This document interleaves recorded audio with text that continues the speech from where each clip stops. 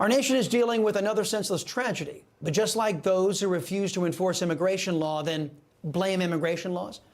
Like those who use government to bastardize the free enterprise system, then blame the free enterprise system. So too is the left blaming our right of self-defense for problems the left wing has created and refuses to fix. Real Americans should condemn all left-wing violence. That's my call to action in today's preamble. Let's start here. My team confirmed the following. The Colorado Springs shooter identified as non-binary. The Denver shooter identified as trans. The Aberdeen shooter identified as trans, as did the Nashville shooter. Yet we can't focus on this trend. According to CNN, we have to ignore this. Pronouns do not kill children, right? People with guns kill children, and it's going to be a distraction in our coverage and keep us from what we now know, which is each of these cases has a similarity more than any difference. Okay, that's right, CNN. The only time we can pay attention to the biography of these shooters is when it fits a left-wing narrative, a narrative that says white Christian men are the problem in America. Whenever leftists go nuts, we have to ignore their background and ideology to preserve this narrative over news. Well, since Democrats, including their leader in the White House, went political right away, I have license to do so. Unlike Surrender Caucus Republicans, I'm not willing to play by the left's double standard rules. It appears that liberal journalist Glenn Greenwald isn't inclined to do so either. In a tweet yesterday, Greenwald asked, quote, "Who radicalized the Nashville shooter? What media outlets, pundits, and politicians share and spread the murderer's ideology?" This is the twisted game that's played every time there's a massacre that presents the opportunity to blame one's enemies. It can't be done selectively, end quote. Glenn points to the practice started by the left to attach a criminal to those the criminal is perceived to support or vote for. But this only works one way with the majority of press and socialists in the Democrat Party. If a shooter is white, maybe their social media pages followed conservative channels or politicians, then left-wingers are quick to attach the criminal to the left-wingers' political enemies. But when the criminal is one of the left's own, which is more often than not, the left blames the gun and not their lunatic ideology. Because I think it's important to apply equal standards. We'll be treating the left at MSNBS and CNN and the rest of the biased press and their favorite political party, the Democrats, with the same consideration they give to us. Let's examine who the left-wing trans shooter may have followed or been inspired by. Mr. Andy Ngo, a well-respected and fair journalist who happens to be gay, he observed what he calls a sick tweet from the left-wing media's go-to trans activist, a biological man named Alejandro Caraballo. Instead of condemning the violence and the murder of 3 children and 3 adults, Caraballo attacked Tennessee, mocking them for protecting children from being exposed to scantily clad men pretending to be women, and calling child genital mutilation, air quotes, care. Then, like a good leftist, he went ahead and blamed the gun. Who else might the trans murderer have looked up to? Well, in a now deleted tweet, unfair left-wing loon David Pakman was called out by, well, members of the left on Twitter after they accused Pakman of, quote, standing on the bodies of dead children to make your political point, end quote. Pakman attacked the Christian victims because that's what leftists do, asking if it was possible that the Christians weren't praying enough or praying in the correct way. Another sick and twisted person on Twitter tweeted that Tennessee got what it deserved when the deranged, evil, and hate-filled shooter slaughtered innocent children. And then there was this, just 2 weeks ago. Besides marching and protesting, what else do you suggest?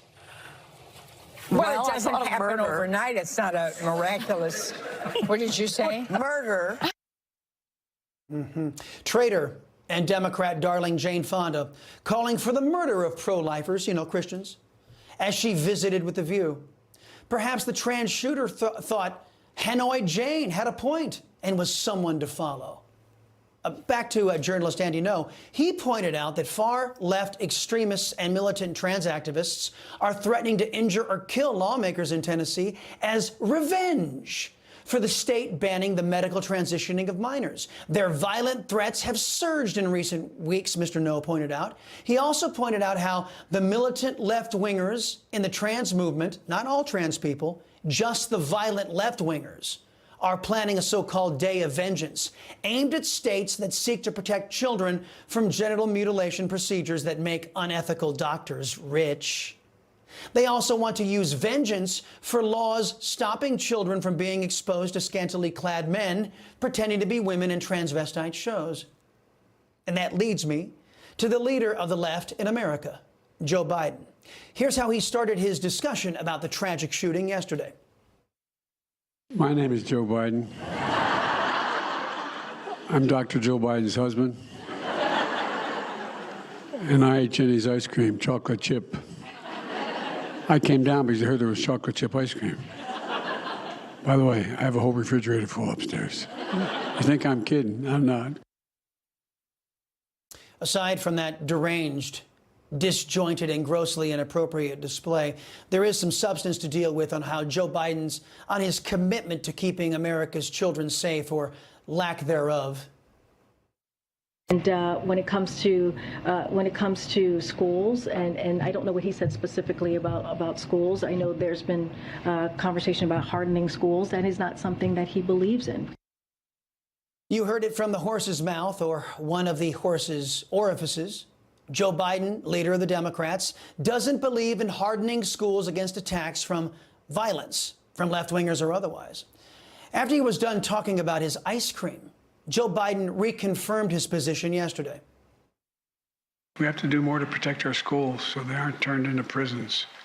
You know, the shooter in this situation reportedly had 2 assault weapons and a pistol, 2 AK-47. Okay, so let me get this straight. It's okay for men and women with guns to protect you, Joe Biden. It's okay for men and women with guns to protect members of Congress. It's okay for men and women with guns to protect our money. But the Democrats don't believe our children are worth protecting. Now, why is that? Maybe it's because protecting our kids won't allow Democrats to hit their real target, our God-given right of self-defense and our right to keep and bear arms. Famed sports reporter Michelle Tafoya had an excellent observation. She tweeted, quote, "Schools are soft targets, as are churches. Each and every one of them should have an armed resource officer. How to pay for it? Get rid of a die administrator or 2. Kids see armed police officers in airports, at sporting events, etc. They can handle it at school," end quote. And so they could. Senator Ted Cruz, the only senator I'm proud of here in Texas, doing the job of the biased press, reminding everyone that every single Senate Democrat voted against his bill doubling police officers in schools. One armed officer could have stopped this lunatic before a child was killed, Cruz said. Cruz, being the only conservative senator from Texas, is right. In fact, the White House was quick to point to the other Texas senator, John Cornyn, and other Republicans who joined Democrats in passing a bill that didn't solve the gun problems, the violence problems, but of course did serve to strip Americans of our rights. As you all know, President Biden has taken more action than any president in history on gun safety. From nearly 2 dozen actions, including the executive order he just signed last month, or this month, pardon me, to the bipartisan Safer Communities Act legislation he signed into law after the tragedies in Uvalde and Buffalo. That's right. Joe Biden has done more ineffective legislation and executive orders than any other occupier of the Oval Office in history. Did those actions, or John Cornyn's collusion, stop the gun violence? No. Did it keep our children safe? Absolutely not. And that leads me to this ultimate conclusion. Vacuous Democrats and weak Republicans like John Cornyn, when their solutions fail, and by the way, folks, they always fail, they insist that America must triple down on stupid, and we must defer to the same architects of failure and let them fail us some more. He also believes it's not enough. We must do more, and he wants Congress to act because enough is enough. In his State of the Union, the president called on Congress to do something to stop the epidemic of gun violence, tearing families apart, tearing communities apart. How many more children have to be murdered before Republicans in Congress will step up and act to pass the assault weapons ban? What a truly stupid statement. How vapid. Blame a gun that doesn't exist. There are no assault weapons available for civilian use without massive permitting and extensive background checks. So let's review. A transvestite goes on a rampage after the militant trans community promises vengeance. One of these trans lunatics shoots up a Christian school, kills 3 precious children and 3 adults. And Democrats say it's the gun's fault. Those same Democrats, with weak GOP support, pass law after law that never work. And then they say the only solution to criminal activity is to take law-abiding people's rights of self-defense away. Oh, and we can never acknowledge left-wing violence. We have to keep up the fiction that America's big problem is white Christian men. So here's the truth of all of this, my friends. The big danger of living in a free society is that someone may abuse that freedom. The solution isn't and has never been to take away the freedom. The solution has always been to punish the offender and take real and verifiable steps consistent with our constitutional freedoms to prevent bad things from happening in the future. It's time we identified the real source of chaos in the United States, and it's time we stopped giving leftists who inspire that chaos any power over us. And we must stop giving them a free pass.